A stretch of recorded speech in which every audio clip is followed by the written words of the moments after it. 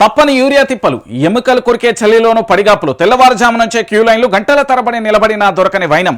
ఎరువుల కొరత లేదన్న మంత్రి తుమ్మల 47.68 లక్షల స్టాక్ ఉందంటూ ప్రకటనలు. అవునా? మరి రైతులందరూ ఎందుకు నిలుచుంటారు? తుమ్మల నాగేశ్వరరావు గారు, నాకు అర్థం కాని విషయం మీకు ఇయ్యాల చెప్తా. ఇప్పుడు లైవ్లా ఇప్పుడు ప్రజెంట్ ఎంతమంది నిలుచుంటున్నారు, ఏం కథ అనేది మీకు ఇప్పుడే చెప్తా నేను. ఎందుకంటే తెలంగాణ రాష్ట్ర వ్యాప్తంగా కూడా మీ అందరికీ తెలవాల్సిన విషయం ఉన్నది కదా.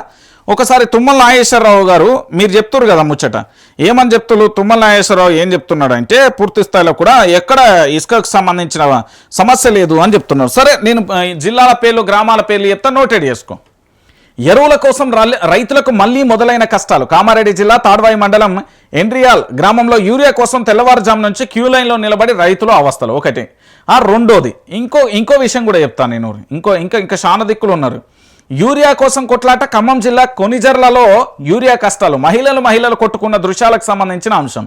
దాంతోపాటు తెల్లవారుజామున 3 గంటల నుంచి యూరియా కోసం క్యూ లైన్లో వేచి చూస్తున్నారు గ్రోమోర్ సెంటర్ దగ్గర. ఇది ఖమ్మం జిల్లాకు సంబంధించి. ఇక చలిలో యూరియా కోసం ఉదయాన్నే లైన్ కట్టిన రైతులు. వరంగల్ జిల్లా చెన్నరావుపేట మండలం ఉప్పరపల్లి గ్రామంలో రైతు వేదిక వద్ద తీవ్రమైన చలిలో రాత్రంతా రైతులు జాగరం, క్యూ లైన్లో ఇబ్బంది పడుతున్న మహిళలు అంటూ కూడా ఆడ చూస్తున్నాం.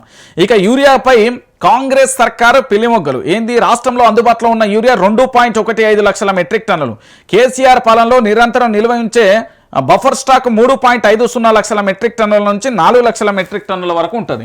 మరి ఈయనేమి చెప్పిండు? 47.68 లక్షల టన్నులు ఉన్నదని చెప్తాడు. యూరియా సరఫరా చేయలేక కాంగ్రెస్ ప్రభుత్వం చావు తెలివితేటలు.